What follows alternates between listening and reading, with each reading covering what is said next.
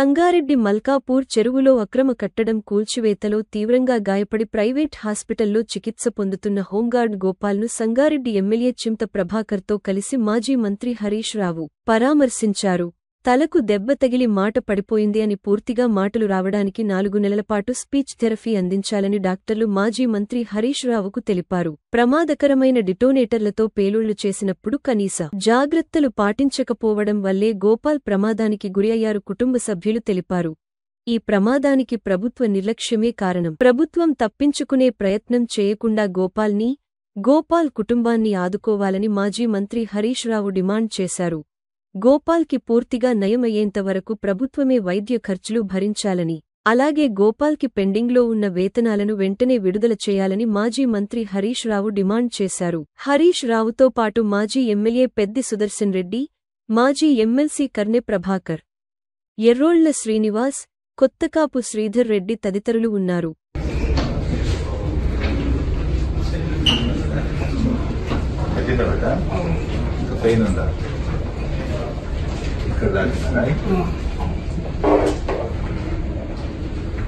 మాట్లాడొస్తుందా? పర్లేదా? ఎన్ని రోజులైతే రూమ్లోకి వచ్చి ఓకే మందులు ఇస్తున్నారు. ఇంకా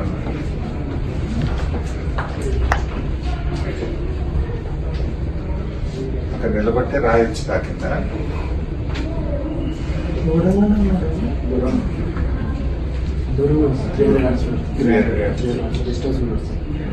సేఫ్టీ ఫిట్నెస్ కూడా ఏం లేవు సార్. ఏ అవసరం లేదు సార్. 18 స్పీడ్ చేసింది సార్. సేఫ్టీ ఫిట్నెస్ ఏం లేదు సార్. ప్రివెన్షన్ కూడా ఆలోచించలేదు sir.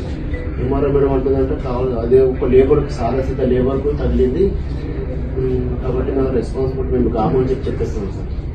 Doctor Now he is doing fine, sir. Compared to when he came to emergency, now he is fine only. But speech is speech పూర్తిగా రావాలి. తొందరపడి ఎందుకు discharge చేస్తున్నారు? disturbing, sir. వాళ్ళ రేపు చేస్తున్నారు. Plan లో ఉన్నారు. అదే ప్లాన్ లో ఉంది సార్. తొందరపడకండి. పూర్తిగా మంచిగా అయిన తర్వాత పంపండి. తొందరపడి ఎందుకు పంపిస్తున్నారు? Okay sir. అండ్ స్పీచ్ కానీ అండ్ ఆల్ పారామీటర్స్ కానీ అన్ని కూడా పూర్తిగా బాగా అయిన తర్వాత పంపండి. Okay sir. ఎట్లా ఉంది పారామీటర్స్ ఇప్పుడు స్టేబుల్ సార్ అండి. స్పీచ్ ఒకటి ఇంకా మొబిలైజేషన్ కూడా సొంతంగా వెళ్తున్నారని వారిని పట్టుకుని వెళ్తే బాగుంటుంది.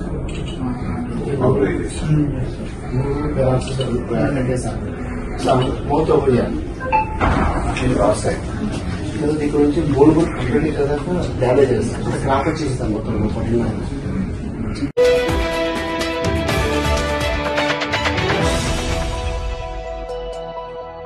అంతర్జాతీయ వయోవృద్ధుల దినోత్సవం సందర్భంగా సంగారెడ్డి జిల్లా కేంద్రంలోని కలెక్టరేట్ గ్రీవెన్స్ మీటింగ్ హాల్లో జిల్లా సంక్షేమ శాఖ ఆధ్వర్యంలో సీనియర్ సిటిజన్ అవగాహన సదస్సు కార్యక్రమం నిర్వహించారు. కార్యక్రమానికి ముఖ్య అతిథిగా డి.ఎల్.ఎస్.ఏ. సెక్రటరీ రమేష్, అదనపు కలెక్టర్ చంద్రశేఖర్ హాజరయ్యారు. ఈ వయోవృద్ధుల దినోత్సవం సందర్భంగా సీనియర్ సిటిజన్స్కు ఘనంగా సన్మానించడం జరిగింది. ఈ కార్యక్రమంలో డి.డబ్ల్యూ.ఓ. లలిత కుమారి, డి.ఎం.హెచ్.ఓ. గాయత్రి, వయోవృద్ధుల association president Narsareddy, education department వెంకటేశంతో పాటు సీనియర్ సిటిజన్స్ పాల్గొన్నారు.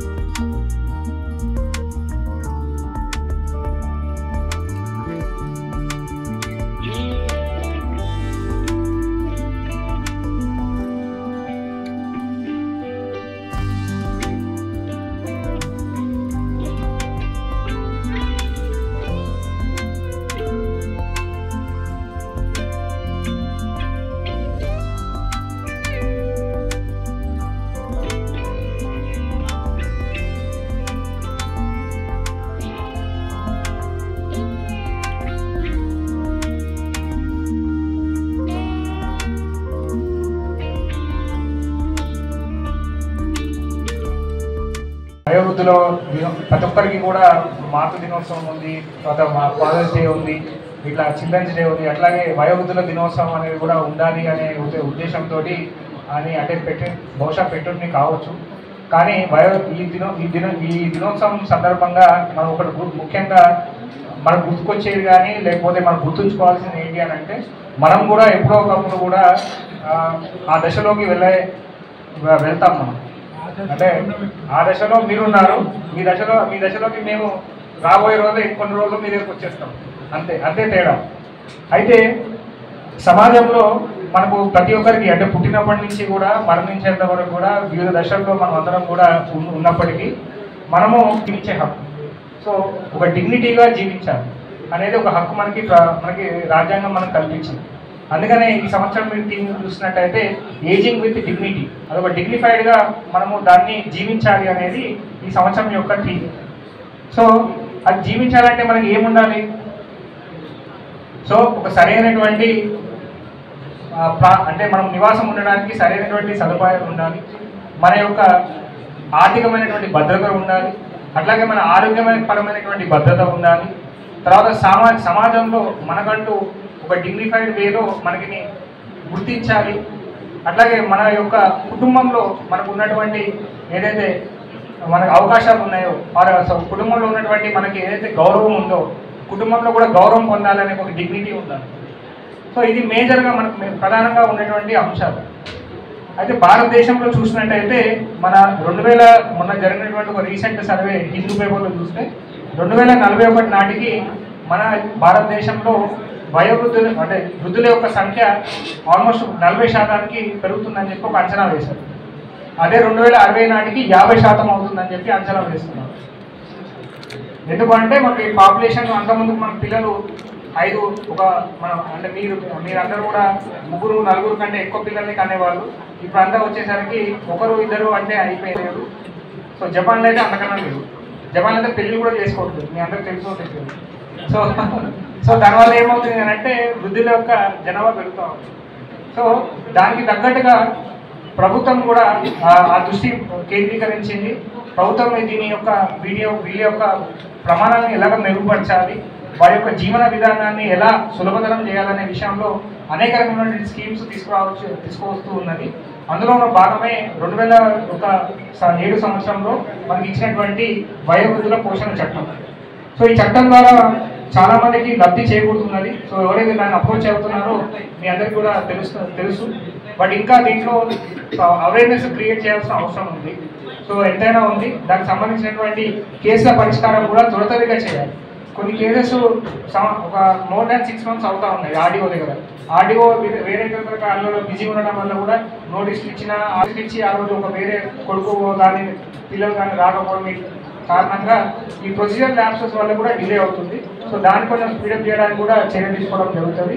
అట్లాగే అపీల్స్ కూడా ఒకసారి ఆర్డీఓ ఆఫీస్లో కనుక కేసు పూర్తయితే దాన్ని అపీల్ చేసుకునే ప్రొవిజన్ మనకి ట్రిబ్యునల్ జిల్లా కలెక్టర్ గారికి ఇవ్వడం జరిగింది. సో అపీల్ ప్రొవిజన్ని కూడా ఇక్కడ మనం తొందరగా పూర్తి చేసుకోవడానికి కూడా ఈ అపీల్ ప్రొవిజన్లో తొందరగా కేసులు పరిష్కారం అయ్యే విధంగా చర్యలు తీసుకుంటాము. జిల్లాలో 44 కేసులు ఉన్నాయి, 19 ఆల్రెడీ పూర్తయినాయి. సో ఇంకా 25 కేసులు వివిధ దశల్లో ఉన్నాయి. అయితే ఇది ఎందుకు వస్తుంది, కేసుల వరకు ఎందుకు వస్తుంది అని అంటే వారి యొక్క గౌరవానికి భంగం కలిగించేలాగా ప్రవర్తించడం వల్ల మనకు ఈ కేసులు అనేది పడుతూ ఉంది ప్రధానంగా. ఇంకోటి ఆస్తి తగాదాల వల్ల కూడా ఈ కేసులు అనేది పడుతూ ఉన్నాయి. ప్రజావానికి ప్రతి సోమవారం 60 నుంచి 70 కేసులు వస్తే అట్లీస్ట్ అందులో 4-5 కేసులు సీనియర్ సిటిజన్ సంబంధించినవి ఉంటాయి. అంటే నా తల్లిదండ్రులు అంటే నా కొడుకులు ఆస్తి పంచించిన తర్వాత నన్ను వెలగొట్టారు, నేను ఏం చేయాలి అని ఒకరు. ఇంకొకరు వచ్చేసి నన్ను ఇంటి నుంచి గడ్డి వేశారు, ఆ ఇల్లు తన పేరు మీద రాయించుకున్నారు, నేను ఏం చేయాలని చెప్పి ఒకరు. ఇంకొకరు నాకు ఆరోగ్య సమస్య ఉంది, పెన్షన్ డబ్బులు కూడా మన ఎడ్యుకేషన్ కోసం నేను తీసుకున్నారు, నా పెన్షన్ డబ్బులు కూడా తీసుకుంటే నేను ఏం చేయాలని చెప్పి ఒకరు. సో ఇట్లా రకరకాలైన సమస్యలతో ఇక్కడ వస్తున్నారు. అది ఎప్పటికప్పుడు డీడబ్ల్యూ గారికి కూడా పరిష్కారం అంటే వాళ్ళు రెఫర్ చేసుకుని అక్కడ సిడిపిఓస్ కూడా అక్కడ ఉన్నటువంటి అంగన్వాడీ సూపర్వైజర్ ద్వారా అక్కడ ఉన్నటువంటి వాళ్ళతోటి వాళ్ళ ఇంటికి పంపించి కౌన్సిలింగ్ చేసినా కూడా పరిష్కారం కాకపోతే అప్పుడు వాళ్ళకి సీనియర్ సిటిజన్ చట్టం అనే ఒక అవగాహన కల్పించి వారి ద్వారా కేసులు వేయడం జరుగుతుంది. సో ఇట్లాంటి ఇంటర్వెన్షన్స్ ఉన్నాయి కాబట్టి మనకు ఏంటంటే సీనియర్ సిటిజన్ కేసెస్ మన జిల్లాలో కొంతవరకు తక్కువగా ఉన్నట్టుగా మనకు కనబడుతుంది. ఇంకోటి ప్రభుత్వం ఈరోజు మనకి వీడియో కాన్ఫరెన్స్ కూడా ఉంది. ఈరోజు గవర్నమెంట్ నుంచి వీడియో కాన్ఫరెన్స్ కూడా ఉంది. ప్రతి కుటుంబానికి కూడా ఒక ఫ్యామిలీ డిజిటల్ హెల్త్ కార్డ్ అనేది ఒకటి చేయాలి అని చెప్పి ఒక ఆలోచనలో ఉన్నాం. ఎస్పెషల్లీ టోల్ ఫ్రీ నంబర్ 14567 అయితే టోల్ ఫ్రీ నెంబర్ ఉందో ఆ టోల్ ఫ్రీ నెంబర్ కూడా వాళ్ళు చెప్పినట్లయితే వాళ్ళ ఇంటి నుంచే ఫోన్ చేసే అవకాశం మనకు ఉంటుంది. సో దాని ద్వారా ఇంకా మెరుగైన సర్వీసెస్ వారికి ఇవ్వడానికి అవకాశం ఉంటుంది. సో అదొకటి చేయాలని చెప్పి నేను కోరుకుంటున్నాను. సో దీంతో పాటుగా మనకి ముఖ్యంగా అన్నిటికంటే ముఖ్యము మన యొక్క అంటే కొంతమందికి ఏజ్ వల్ల మనకు కొంత మతి వరకు రావడము, లేకపోతే మనకి మన శరీరం సహకరించకపోవడము, ఆ రకమైన దీర్ఘకాలికమైనటువంటి వ్యాధులు, డయాలసిస్ పేషెంట్స్ ఉండడం, ఇట్లా కొన్ని రకాలైనటువంటి కంటిన్యూస్ డిజీజెస్ మనకు ఉంటాయి. సో అట్లాంటివి మన జీవితం చరమాంకంలో ఉన్నప్పుడు అట్లాంటి వాటికి పాలియేటివ్ కేర్ సెంటర్స్లో కానీ అక్కడ మనకు ట్రీట్మెంట్ తీసుకోవడానికి అవకాశం మనకి ప్రభుత్వం మనకు కల్పించింది. సో మనకి జీజీఎస్లో కూడా ఈ పాలియేటివ్ సెంటర్స్ అనేది ద్వారా మన సర్వీసెస్ తీసుకున్నట్టయితే సో తొందరగా రికవరీ అవ్వడానికి కూడా అవకాశం ఉంది. సో ఇవన్నీ కూడా ఎప్పుడు అని అంటే మీరు ఫస్ట్ మీ మనసులో నేను రిటైర్మెంట్ అవ్వలేదని ఫస్ట్ మీరు అనుకున్నప్పుడే ఇవన్నీ సాధ్యమవుతుంది. అవునా కదా? ఇవన్నీ చెప్పినాయి కూడా. సో మనం రిటైర్మెంట్ అయిపోయాము, మా జీవితం అంతా అయిపోయింది అని అంటే కాదు. వారెన్ బఫెట్ మీకు ఐడియా ఉన్నారు కదా, అంటే ఒకప్పుడు అంటే మొన్నటి వరకు కూడా అప్పయ్య కుబేరుడు. ఆయన వయసు ఇప్పుడు 70 సంవత్సరాలు దాటింది. ఇప్పటికే ఆయన స్టాక్ బ్రోకింగ్ చేస్తారు. అంటే స్టాక్ మార్కెట్లో ఇప్పటికి కూడా వాళ్ళ సలహాలు సూచనలు ఇస్తారు, డైలీ ఆఫీస్కి పోతారు వస్తారు. సో మనకు ఆయన రిటైర్మెంట్ అనుకుంటే అయ్యేదా? ఆయన అంటే రిచెస్ట్ మ్యాన్ 60 సంవత్సరాలు దాటిన తర్వాత అయ్యాడు. సో మనం కూడా వయసు age is just a number. మన మనసుని ఫస్ట్ మనము మంచిగా ఉంచుకొని మనము ఆహ్లాదకరమైనటువంటి జీవితాన్ని కోరుకోవాలనే దాంట్లో తప్పేం లేదు. అది మన స్వార్థం, మనకు ఆ స్వార్థం మనకి హక్కుగా ఉండాల్సిందే. సో అది మనము దాన్ని ఎప్పుడు కూడా మర్చిపోవద్దు. దానికి సంబంధించినటువంటి దాంట్లోనే మనం ముందుకు వెళ్తామని చెప్పి నేను కోరుకుంటున్నాను. ఎందుకంటే మా తాతయ్య ఏజ్ ఇప్పుడు మా తాతయ్య ఏజ్ 88. ఆయన ప్రింటింగ్ ప్రెస్, గవర్నమెంట్ ప్రింటింగ్ ప్రెస్లో రిటైర్ అయ్యారు. మన చెంచల్గూడ దగ్గర ఉన్న గవర్నమెంట్ ప్రింటింగ్ ప్రెస్లో.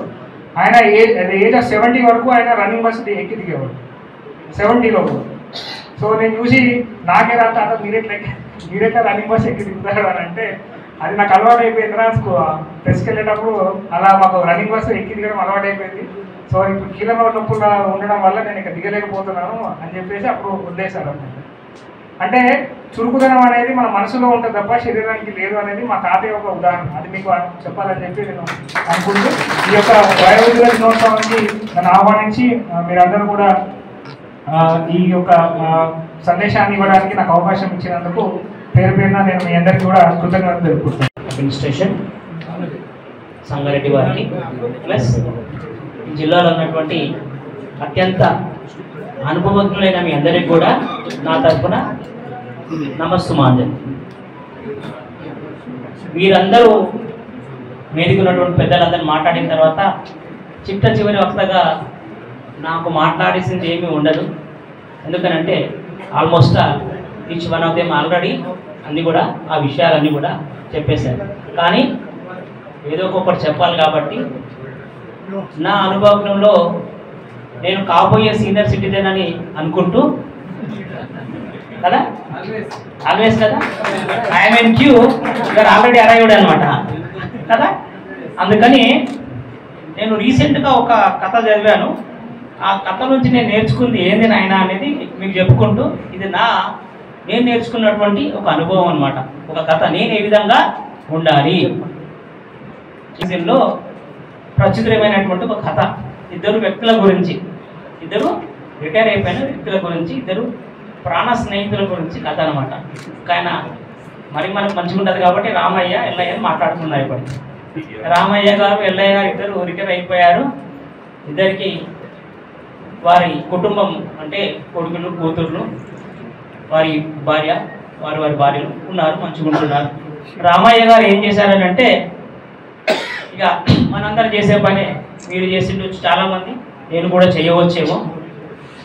రిటైర్ అయిపోయినాం కదా అన్నింటికి రిటైర్ అయినట్టు అనుకుంటూ ఆస్తినంతా పంచి చేసేసి ఒక కొడుకు దగ్గర కొన్ని రోజులు ఒక కొడుకు దగ్గర కొన్ని రోజులు ఉంటున్నారు అనమాట రామయ్య గారు. ఇక కొడుకులందరికీ డబ్బులు వచ్చేసినాయి కాబట్టి కొడుకులు వారి భార్యలు వారి కొడుకులు ఎల్లా ఇంటికి పోయింది అనమాట. ఈ ఎల్లా రిటైర్ అయిపోయాడు కానీ తెలివైనటువంటి వ్యక్తి ఏం చేశాడనంటే ఆస్తి ఏది పంచలేదు తన దగ్గర పెట్టుకున్నాడు. మరి వచ్చేప్పటికి ఈరోజు ఇంటికి వెళ్ళేసరికి వస్తూ ఫ్రెండ్ ఇంటికి వచ్చి చిన్నవాడికి కొన్ని గిఫ్ట్లు పెద్దవాడికి కొన్ని గిఫ్ట్లు తీసుకొని వచ్చారు. వచ్చిన తర్వాత మనవరాళ్ళు అందరూ వచ్చిన తర్వాత మంచిగా ఆడుకొని నాన్న నేను నీకు తీసుకొచ్చాను తీసుకెళ్ళిపో నువ్వు తీసుకోపో అని పంపించిన తర్వాత అరే నువ్వు ఒకేసారి రిటైర్ అయిపోయినావురా ఫ్రెండ్స్ ఇద్దరు అనుకుంటున్నారు అనమాట. నేను ఇద్దరు రిటైర్ అయిపోయినాము. నా ఇంట్లోనేమో నేను బతుకున్నానా చూసే కొడుకులు లేరు కూతురు లేరు మనవడు అంతకంటే లేరు. నీ ఇంట్లోనేమో నువ్వు స్పెషల్ స్టేటస్ నీకు తాత ఎప్పుడు వస్తున్నారు బాగున్నారా లేదా అనే విషయాలు జరుగుతున్నాయి. నీకు నాకు ఏంటి తేడా అంటే నువ్వు పిచ్చోడికి రా అని చెప్పాడు అనమాట. ఎందుకు రానా అంటే ఈ సందర్భంలో ఈ వయసులో నేను అన్నీ కొనుక్కుంటున్నాను రా. ఎందుకు అని అంటే నువ్వేమో ఉన్నాయని వాడికి ఇచ్చేసావు, నీ కొడుకు కావచ్చు కూతురు కావచ్చు నీ మనవాళ్ళకి కాడికి ఇచ్చేసావు. నీ దగ్గర ఇవ్వడానికి ఏం లేదు వాడు తీసుకోవడానికి ఏం లేదు కాబట్టి they are showing you the real colours of the life. నేనేం చేశాను నాయన అంటే నేను నా దగ్గర పెట్టుకున్నాను. వాడు మా ఆవిడికి మా నాన్న చనిపోయాక వస్తుందని ఆశ మిగిలిపోయింది. ఈ డబ్బులు నా దగ్గర ఉన్నాయి కాబట్టి ఈ డబ్బులతో నేను ఏం చేస్తున్నానంటే బయటికి వెళ్ళినప్పుడు పిల్లలకి ఏదో కొనుక్కొస్తున్నాను కాబట్టి మనవరాలకి నా మీద ప్రేమ అభిప్రాయం ఉన్నదా. ఈ వయసులో నేను ప్రేమను కొనుక్కుంటున్నారా నీకు అర్థమైతే లేదా విషయం అని చెప్పాడు అనమాట. ఇంత తెలిసిన తర్వాత నాకు కూడా అనిపించింది అంటే ఎప్పుడు కూడా రిటైర్ అయిన తర్వాత నా జీవితకాలంలో నేను ఎప్పుడు కూడా ప్రాపర్టీ సెటిల్ చేద్దామని తెలిసిందన్నమాట ఒక విషయం నాకు కదా. మీ అందరు కూడా తెలుసు ప్రపంచంలో అన్నింటికంటే క్రూరమైనది ఏది నాయనా అంటే కాలం. Time is most merciless. అది ఎవరిని ఏ విధంగా ట్రీట్ చేస్తుందో ఎవరికి తెలియదు. కాబట్టి ఆ కాలం గురించి మనము అనుకుంటూ ముందుకు వెళ్తూ దీనికి మన దేశంలో ప్రత్యక్ష సాక్షి డాక్టర్ గౌతమ్ సింఘానియా పేరు వినే ఉండవచ్చు. రేమాండ్స్ గ్రూప్ యొక్క వ్యవస్థాపకుడు. ఆయన 400 కోట్ల ఆస్తి ఇస్తే వాళ్ళ కొడుకులు పెళ్లి చేశారంటే ఇంట్లోంచి తల్లి తరివేశారు. ఆయన రోడ్డు మీదకి వచ్చేసాడు అనమాట. చూడండి ఇది పరిస్థితి అనమాట. దీనికి ఎవరు కారణం అనుకోవడానికి నేను మిమ్మల్ని అనొచ్చు, మీరు సమాజాన్ని అనొచ్చు, సమాజ వ్యవస్థను అనొచ్చు, వ్యవస్థ ప్రభుత్వాన్ని అనొచ్చు కదా. ఇదంతా బాల్యం బ్లేమ్ బాల్యం. కాబట్టి అన్నింటికి కర్ణుడి సావుకు 1,00,000 కారణాలు అన్నట్టుగా ఈ పరిస్థితులకు అన్నింటికీ కారణం ఏంటైనా అంటే మన లలిత్ కుమార్ గారు చెప్పినట్టుగా ఒక కారణం కాకపోవచ్చు, అన్నింటిలో ఒకటి జాయింట్ ఫ్యామిలీ అనేది విచ్ఛిన్నం కావడము. ఎందుకన్నా కావచ్చు, కారణాలు వేరేది కావచ్చు, ఉద్యోగాలు వచ్చి వేరే ఊరికి వెళ్ళిపోవచ్చు, లేదనంటే వేరే వేరే సందర్భాలకు వచ్చి మనం విడిపోవచ్చు. ఏది ఏమైనప్పటికీ మనలో ఎమోషన్స్ అనేవి తగ్గిపోవడం వలన ఇది మెయిన్ రూట్ కాజ్ అన్నమాట. ఎమోషన్స్ తగ్గడము, మనకు మెటీరియల్స్ లైఫ్ మీద అంటే వస్తువుల మీద ప్రేమ పెరిగిపోవడం అనేది కూడా ఒక వరకు దీనికి కారణం అనుకోవచ్చు. అంతర్జాతీయ వయోవృద్ధుల దినోత్సవం ఏర్పాటు చేసుకుంటున్నాము. దీని సందర్భంగా గత వారం నుంచి కూడా ప్రతి అంగన్వాడీ సెంటర్లలో అంటే గ్రాండ్ పేరెంట్స్ డే సెలబ్రేషన్ కానివ్వండి అండ్ వివిధ రకాల వాకథాన్ కానివ్వండి మిగతా కార్యక్రమాలన్నీ కూడా నిర్వహించడం జరుగుతుంది. సో ఈ ఇయర్ ముఖ్య ఉద్దేశం ఏంటంటే the ageing with dignity and వయోవృద్ధులకి వాళ్ళకి స్ట్రెంథనింగ్ చేయడము, సపోర్ట్ చేయడము, వివిధ శాఖల అందరితో కూడా అంటే హెల్త్ కానీ పెన్షన్స్ కానీ తర్వాత ఎడ్యుకేషన్స్ కానీ తర్వాత మన గ్రామీణంలో ఏవైతే వాళ్ళకు మిగతా కార్యక్రమాలు అంటే రేషన్స్ కార్డ్స్ లాంటివి ఇలా ఏవైతే బెనిఫిట్స్ ఉన్నాయో అవన్నీ కూడా అందించాలన్న ఉద్దేశంతో ఈ కార్యక్రమాన్ని నిర్వహించుకుంటున్నాము. సో ముఖ్యంగా ఈ సీనియర్ సిటిజన్ యాక్ట్ అనేది 2007లో స్పెషల్గా ఏర్పాటు చేయడం జరిగింది. ఇంతకుముందు అంటే ఉమ్మడి కుటుంబాలు ఉండేవి. అప్పుడు చాలా అంటే పెద్దవాళ్ళకు రెస్పెక్ట్ ఇవ్వడం కానీ కలిసి ఉండడం వాళ్ళ మాటకు విలువ ఇవ్వడం అనేది చాలా ఎక్కువగా ఉంటుండే. కానీ రాను రాను న్యూక్లియర్ ఫ్యామిలీస్ వచ్చాయి, చిన్న చిన్న కుటుంబాలుగా విడిపోవడము, ఉద్యోగరీత్యా కూడా ఎక్కడో ఉండడము, సో పేరెంట్స్ని పట్టించుకోకపోవడము, సో ఇవన్నీ కారణాల వల్ల కూడా సీనియర్ సిటిజన్ యాక్ట్ అనేది తీసుకురావడం జరుగుతుంది. చాలా మంది పిల్లలు వాళ్ళ తల్లిదండ్రులను సరిగ్గా చూసుకోకపోవడము, వాళ్ళ మెయింటెనెన్స్కి కానివ్వండి, వాళ్ళ హెల్త్కి కానివ్వండి, వాళ్ళ సంరక్షణకి కానివ్వండి, సో కేర్ చేయకపోవడం, ఇలాంటి సిచ్యువేషన్లో ఏం జరిగిందంటే మనకు సీనియర్ సిటిజన్ యాక్ట్ 2007లో సెక్షన్ 7 ప్రకారంగా వాళ్ళతో ఎలాంటి నిర్లక్ష్యంగా పిల్లలు నిర్లక్ష్యం వహించినా లేకపోతే సొసైటీ నుంచి ఏదైనా వాళ్లకు ఇన్కన్వీనియన్స్ అయినా సరే వాళ్ళు మనకు అప్పీల్ చేసుకోవచ్చు. Senior citizen toll free number 14567. So దీనికి కాల్ చేస్తే కంపల్సరీ మేము ఎక్కడున్నా సరే మా స్టాఫ్ మీకు అందుబాటులో ఉంటుంది. అలాగే మన జిల్లాలో నిజంగా చెప్పుకోవాలంటే అంత ఎక్కువగా సమస్యలు లేవు కంపేర్ టు అంటే వేరే అదర్ డిస్ట్రిక్ట్లో నేను వికారాబాద్లో ఇట్లా వర్క్ చేసినప్పుడు అక్కడ చాలా సీనియర్ సిటిజన్ కేసెస్ వస్తుండే. అంటే పిల్లలు సరిగా చూసుకోవట్లేదనో లేకపోతే వాళ్ళకున్న ఆస్తి తీసుకొని వాళ్ళని ఇంట్లో నుంచి గెంటి వేయడం కానీ, సో ఇలాంటి సిచ్యువేషన్లు ఉండే. సో ఇప్పుడు ఏం జరిగిందంటే చట్టంలో మార్పు, ఒకవేళ మీరు మన జిల్లాలో 44 అప్లికేషన్స్ వచ్చాయి అంటే కంప్లైంట్స్, అందులో 19 మనం ఫైనల్ డెసిషన్ చేశాము, మిగతా 25 వచ్చేసి అండర్ ప్రాసెస్లో ఉన్నాయి. సో ఎవరికి కూడా అన్యాయం జరగదు. నేను మీ అందరికీ తెలుసు, గత 2-3 సంవత్సరాల నుంచి కూడా మనం ఇంటరాక్ట్ అవుతున్నాము. సో నేను డిఎంహెచ్ నుంచి కూడా మన ఎల్డర్లీ పర్సన్స్కి మనం చేస్తున్నాము. ప్రతిసారి కూడా నేను కూడా అటెండ్ అవుతున్నాను. లాస్ట్ టైం కూడా మనం అటెండ్ అయ్యాను. నేను మీ అందరికీ కూడా కొన్ని విషయాలు కూడా చెప్పినట్లుగా గుర్తుంది నాకు. మరి ఈసారి కూడా మనము ముఖ్యంగా ఈరోజు మనము అంతర్జాతీయ వయోవృద్ధుల దినోత్సవం జరుపుకుంటున్నాము. కొందరు ఇప్పుడు సర్స్ చెప్పినట్టుగా మీరందరూ కూడా చాలా అంటే తెలివిగా నిధి ఉన్న పర్సన్స్ మీరందరూ కూడా. ధనము కంటే ఏదైనా సరే మనకు మీ అనుభవాలు, నిధి ఏదైతే ఉందో అది ముఖ్యం. మనకు కావాల్సింది కూడా అది మా అందరికీ కూడా చాలా అవసరం. మీ అవసరాలు చాలా ఉన్నాయి, మాకు లేవని ఎప్పుడు కూడా మనము అనుకోకూడదు. మేము రిటైర్ అయిపోయినాం కదా, మేము ఇంకెవరికి ఉపయోగపడతాము, మేము ఎవరికి ఉపయోగపడడం కదా అనుకోవద్దు. కానీ మీ సలహాలు, సూచనలు, మీ అనుభవాలు అనేటివి కూడా చిన్నపిల్లల నుంచి మా పెద్దవారి వరకు కూడా మీ అనుభవాలు మాకు ఎంతో ముఖ్యమైనవి, ఎంతో విలువైనవి కూడా, ధనం కన్నా విలువైనవి అవి కూడా మాకు అందరికీ కూడా. సో వాటిని మీకు కోట్ చేసుకుంటూ మా మెడికల్ తరఫున మేము మా దగ్గర పాలియేటివ్ కేర్ అనే ఒక ప్రోగ్రామ్ అనేది ఉందండి. ముఖ్యంగా మనము ఎవరైతే పెద్ద వయసు ఉన్న వాళ్ళు, బెడ్ రిడెన్ అయితే ఎవరైతే ఉంటారో వాళ్ళకి మేము సర్వీసెస్ కూడా ఇస్తున్నాము. అది మనము ఓపీ సర్వీసెస్ ఇస్తున్నాము, ఐపీ సర్వీసెస్ ఇస్తున్నాము, అంటే ఇన్పేషెంట్ సర్వీసెస్ కూడా ఇస్తున్నాము. మన జనరల్ హాస్పిటల్లో 8 బెడ్స్ వాళ్ళ కోసం కేటాయించాము మేము. వాళ్ళతో వచ్చిన వెంబడి వచ్చిన వాళ్ళకి కూడా మేము సర్వీసెస్ అంటే వాళ్ళకు సదుపాయాలు ఇచ్చుకుంటూ వీళ్ళకు సర్వీసెస్ కూడా ఇస్తున్నాము. ఎవరైతే ఇంట్లో ట్రీట్మెంట్ చేయించుకోలేకపోతున్న పేదవాళ్ళు ఎవరైతే ఉన్నారో వాళ్ళకు మేము ఇన్పేషెంట్గా సర్వీసెస్ ఇస్తున్నాము. అలాగే ఎవరైతే వాళ్ళ ఇంట్లో ఉండేసేసి హాస్పిటల్ రాలేకపోయిన వాళ్ళకి కూడా మేము ఇంటికి వెళ్ళి వాళ్ళకు సర్వీసెస్ ఇస్తున్నాము. సో ఇది మనము గత 4 సంవత్సరాల నుంచి చేస్తున్నాం. ఇది ఇంతవరకు మేము 175 హౌసెస్కి వెళ్ళేసేసేసి అక్కడ వాళ్ళకు కావలసిన సదుపాయాలు, ఎవరికైతే వైద్య సదుపాయము లేదో అక్కడ వాళ్ళకి మేము మా తరఫు నుంచి ఒక టీం వెళ్తుంది.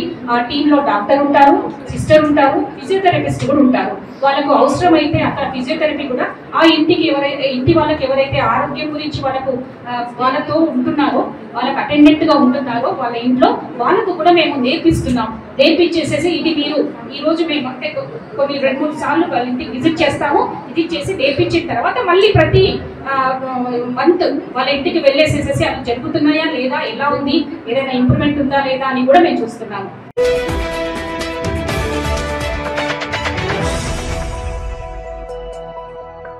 పటాన్ చెరువు మండలం చిట్కాల్లోని సాంఘిక సంక్షేమ శాఖ ప్రభుత్వ గురుకుల బాలికల పాఠశాలలో సంగారెడ్డి జిల్లా కలెక్టర్ క్రాంతి వల్లూరు రాత్రి బస చేశారు. కలెక్టర్ రాత్రి 7:30 గంటల ప్రాంతంలో రెసిడెన్షియల్ స్కూల్ను ఆకస్మికంగా సందర్శించారు.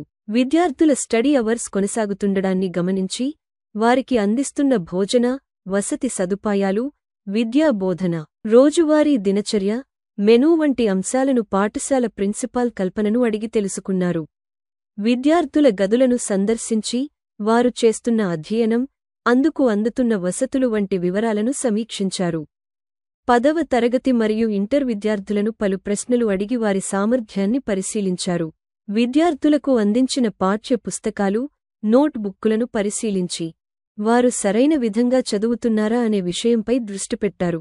విద్యార్థులతో కలెక్టర్ నేరుగా మాట్లాడి వారి అభిప్రాయాలు తెలుసుకున్నారు. వారికి ఉన్న సమస్యలు, అభ్యర్థనలు ఏమిటో అడిగి తెలుసుకున్నారు. ప్రభుత్వ విద్యా విధానాలు ఎంతవరకు సరైన రీతిలో అమలవుతున్నాయో తెలుసుకోవడానికి కలెక్టర్ ఈ రాత్రి బస కార్యక్రమాన్ని చేపట్టారు. రాత్రంతా పాఠశాలలోనే ఉండి విద్యార్థులతో కలిసి గడిపారు. ఈ సందర్శన ద్వారా విద్య, వసతి, భోజన వంటి సదుపాయాలు బాగున్నాయా అని సమీక్షించడం జరిగింది. ఈ కార్యక్రమంలో మైనార్టీ వెల్ఫేర్ అధికారి దేవుజ, తహసీల్దార్ రంగారావు, వసతి గృహ సిబ్బంది పాల్గొన్నారు.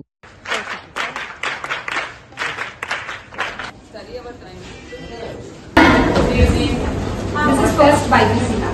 Okay, first year BIPC. Yes. Whatever. I am also. Thank you. Ela chautunadu. How are your studies going?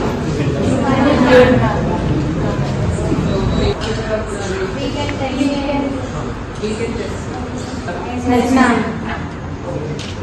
Last year, previous year, NEET question papers chusara. Exam lo fixara. Library lo unnaya? Yes, ma'am. Library. We make the practice almost 40 years. Chapter lo eటువంటి question.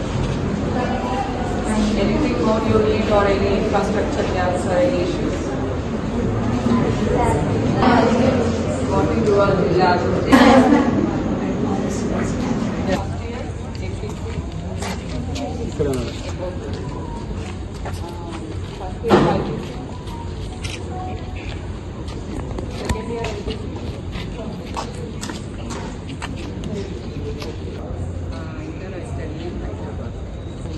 కాబట్టి బాగానే నాకు marks అంటే test series every week మాకు test series పెట్టేవాళ్ళు.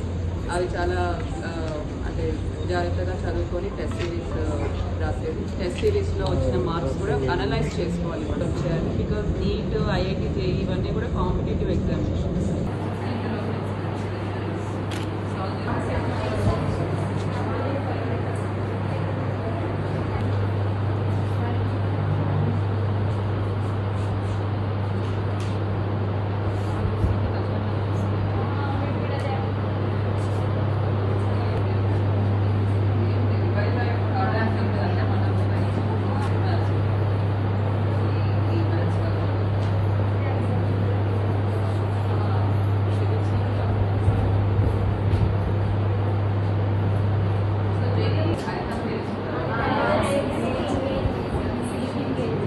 పటాన్చెరువు మండలంలో చిట్కుల్ గ్రామంలో Telangana social welfare residential education ఇన్స్టిట్యూషన్లో visit చేయడం జరిగింది. ఈ విజిట్ చేసి ఈరోజు ఇక్కడే నైట్ హాల్ చేయడం కూడా జరుగుతుంది. స్టూడెంట్స్ అందరితో కూడా ఇంటరాక్ట్ అవ్వడం జరిగింది. ఇక్కడ స్టూడెంట్స్కి ఇది సెంటర్ ఆఫ్ ఎక్సలెన్స్ ఇన్స్టిట్యూట్గా ఉంది. ఇక్కడ స్టూడెంట్స్కి ఐఐటి, జేఈ కోచింగ్ ఇస్తున్నారు, నీట్లో కోచింగ్ ఇస్తున్నారు, ఎంసెట్ అన్ని కాంపిటేటివ్ ఎగ్జామ్స్ కూడా కోచింగ్ ఇస్తున్నారు. సో వారందరితో కూడా ఇంటరాక్ట్ అయ్యి ఒక మోటివేషన్ అండ్ స్టోరీస్ అన్నీ కూడా చెప్పడం జరిగింది. సో వాళ్ళకి ఏమైనా ఇన్ఫ్రాస్ట్రక్చర్ రిక్వైర్మెంట్ ఉందా అన్నది కూడా తెలుసుకోవడం జరిగింది. అవన్నీ కూడా మనము త్వరలోనే పూర్తి చేస్తాము. ఓవరాల్గా students expressed happiness and satisfaction in this institution.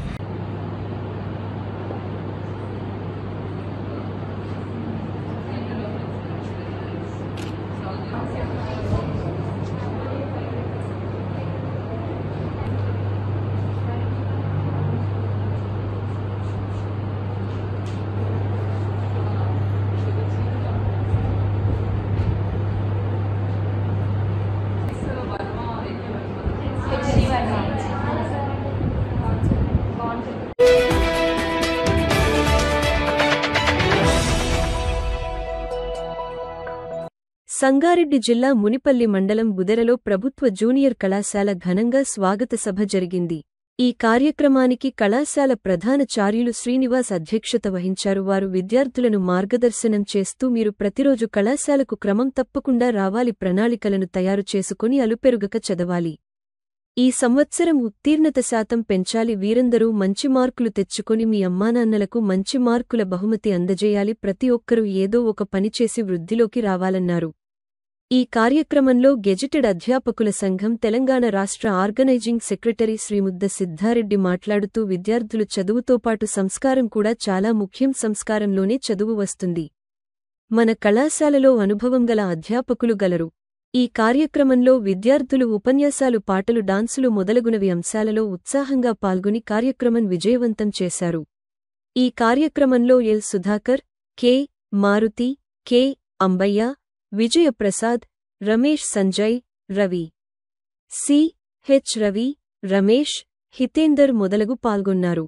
కళాశాల ప్రిన్సిపల్ డాక్టర్ అర్చన మాట్లాడుతూ పిల్లలకు దసరా సెలవులు అక్టోబర్ 14, 2024 వరకు సెలవులు ఉన్నందున పిల్లలు ఇప్పటివరకు మా ఆధ్వర్యంలో ఉండేది. ఇప్పటినుంచి సెలవులు ఉన్నంతవరకు మీ ఆధీనంలో ఉంటారు.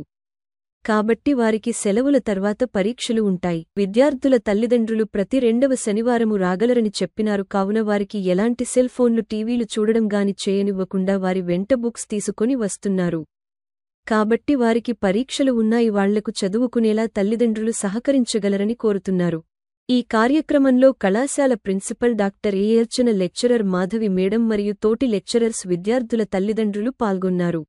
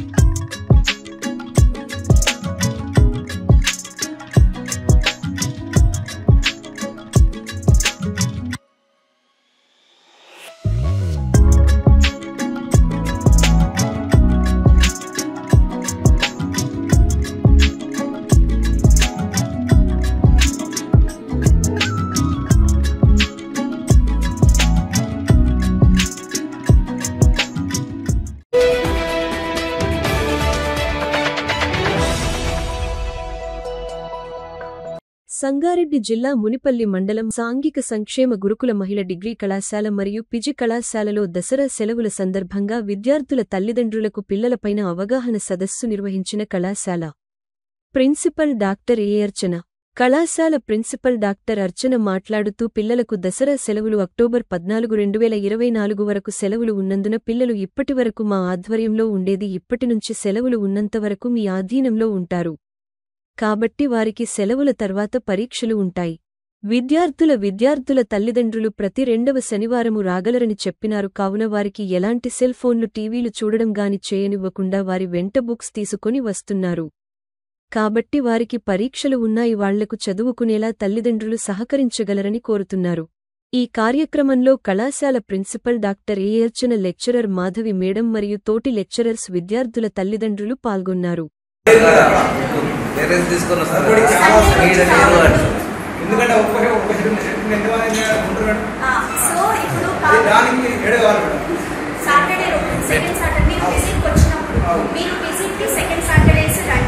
నేను మీకు ఒకటే చెప్తున్నాను, మీరు సెకండ్ సాటర్డేస్ వస్తే నేను అరేంజ్ చేస్తాను. మీరు సండేస్ రావద్దు. సండే వస్తే ప్రాబ్లం ఏంటంటే ఇద్దరు ఫ్యాకల్టీ ఉంటారు. మీరు సెకండ్ సాటర్డే వస్తే ఏమవుతుందో చెప్పాలా? అందరూ ఉంటారు, ఫ్యాకల్టీ అందరూ ఉంటారు. ఓకే, అందరూ ఉంటాము, అందరు మానిటర్లో ఉంటారు. అప్పుడు మీకంటూ ఒకటి అలాట్ చేయడానికి ఉంటుంది ప్లేస్. నేను అదే చెప్తున్నాను, 2 రోజులు లీవ్ పెట్టుకోండి అంటున్నాను నేను. అంటే నేను ఎందుకు లీవ్, ఎందుకు సండే హాలిడే ఉంది కదా వస్తాము అని మీరు ఆలోచించడం తప్పు లేదు. కానీ నేనేం చెప్తున్నానంటే ప్రాబ్లం ఇక్కడ ఇద్దరే ఫ్యాకల్టీ ఉంటారు. PGS WRTC సంగారెడ్డి బుధేరాట్ కాలేజ్ నుంచి ఒక మనకి మా వైపు నుంచి ఇప్పుడు దసరా హాలిడేస్ డిక్లేర్ చేశారు. 14 రోజులు దసరా హాలిడేస్ ఉందండి. ఇప్పటి వరకు పిల్లల పూర్తి బాధ్యత మేము తీసుకున్నాము. హెల్త్ పరంగా, చదువు పరంగా, అన్ని రకాలుగా వాళ్ళ ఫిట్నెస్ అన్నీ మేము చూసుకున్నాము. బట్ ఇప్పుడు మనని ఇళ్లలోకి పంపిస్తున్నాము. వాళ్ళ పూర్తి బాధ్యత ఇప్పుడు తల్లిదండ్రులు తీసుకోవాల్సిన అవసరం ఉంది. ఎందుకంటే వాళ్ళు 1 వీక్ మాడం, 10 రోజులు మాడమని పేరెంట్సే రిక్వెస్ట్ చేస్తారు.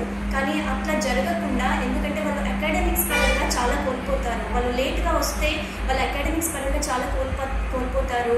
తర్వాత వాళ్ళు వెనకబడతారు. సో అవన్నీ జరగకుండా ఉండాలి అంటే పేరెంట్స్ కూడా మాకు హెల్ప్ అండ్ సపోర్ట్ చేయాలండి. సో మీరు కరెక్ట్గా రీఓపెనింగ్ డే రోజున ఒకవేళ పిల్లలు మేము వెళ్ళము అని అన్నా కూడా మీరు పంపించాల్సిన బాధ్యత మీరు తీసుకోవాలండి.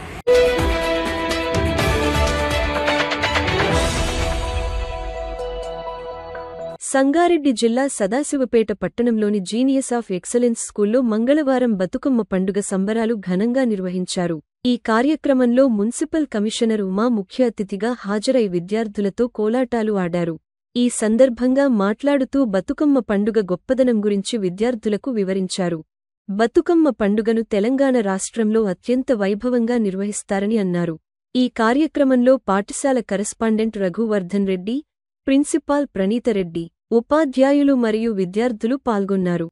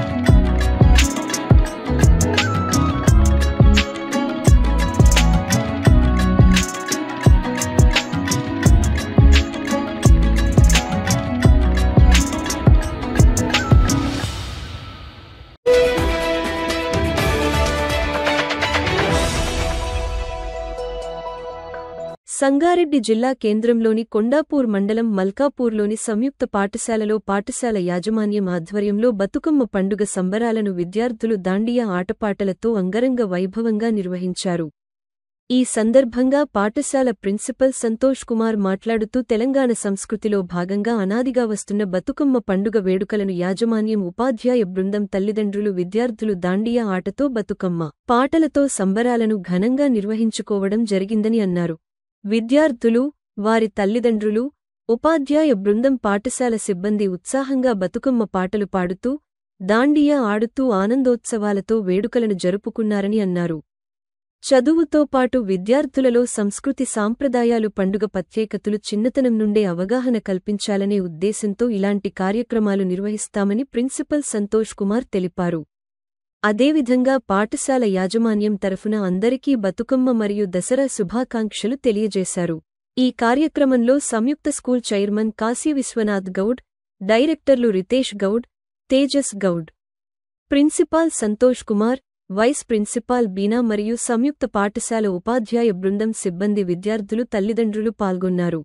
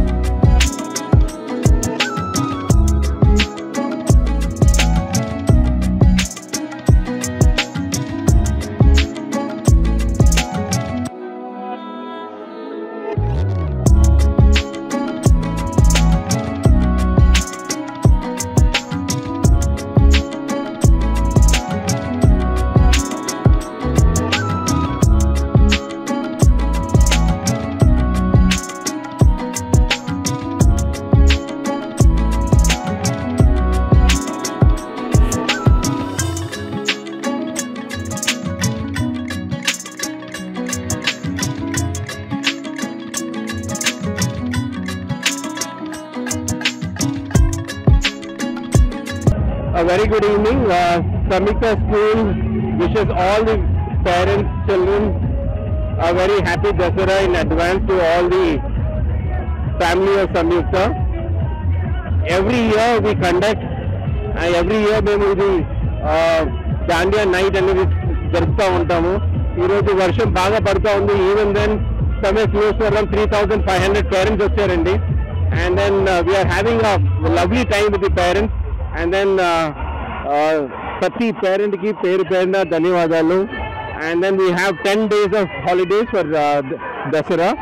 And then 14th మళ్ళీ స్కూల్ రీఓపెన్ అవుతూ ఉంటుంది. సో ఈ బతుకమ్మ సెలబ్రేషన్స్ అనేది ప్రతి పేరెంట్ చాలా బాగా జరుపుకుంటూ ఉన్నారు. అండ్ సమయ క్లోజ్ టు 3,600 పేరెంట్స్ రావడం జరిగిందండి. And the management of Samyukta school wishes all the parents a very happy Dasara, and media మిత్రులందరికీ thank you so much for covering this particular program.